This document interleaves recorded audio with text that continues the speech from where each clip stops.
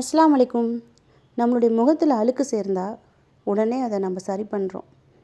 இதே நம்ம மனசில் அழுக்கு சேர்ந்திருந்து எத்தனை பேர் அதை நம்ம சரி பண்ணியிருக்கோம்?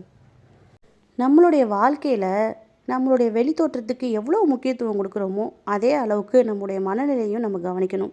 நம்முடைய முகம், உடை, தோற்றம் இதெல்லாம் எப்படி நம்ம தினமும் கவனிக்கிறோம்? அதே நேரத்தில் நம்மளுடைய மனசுக்குள்ளே என்ன மாதிரியான எண்ணங்கள் இருக்குது அப்படின்றதையும் நம்ம அப்பப்போ கவனிச்சுக்கணும்.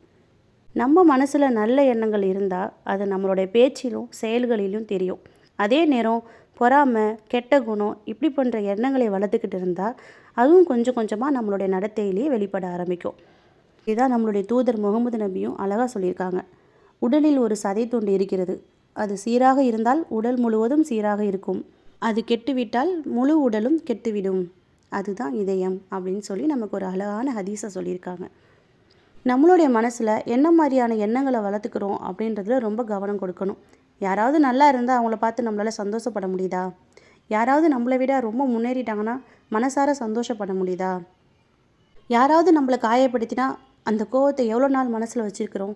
இப்படி நம்மளுடைய மனநிலையை அப்பப்போ சிந்திச்சு பார்த்துக்கணும். நம்ம வீட்டையும் நம்மளுடைய ட்ரெஸ்ஸையும் நம்மளுடைய உடம்பையும் எந்த அளவுக்கு சுத்தமாக வச்சுக்கிறது நம்ம கவனிக்கிறோமோ அதே அளவுக்கு நம்மளுடைய மனசையும் நல்ல எண்ணங்களால் சுத்தமாக வச்சுக்க முயற்சி செய்வோம். ஏன்னா நல்ல மனசு இருந்துச்சுன்னா அது நம்மளுடைய வார்த்தைகள்லையும் தெரியும், நம்மளுடைய செயல்கள்லையும் தெரியும், நம்ம சுற்றி இருக்கிறவங்கள்ட்டையும் தெரியும். நம்மளுடைய வெளித்தோற்றத்தை அழகாக வைத்திருப்பது நல்லது. ஆனால் அதை விட நம்மளுடைய மனதை அழகாக வைத்திருப்பது இன்னும் முக்கியம்.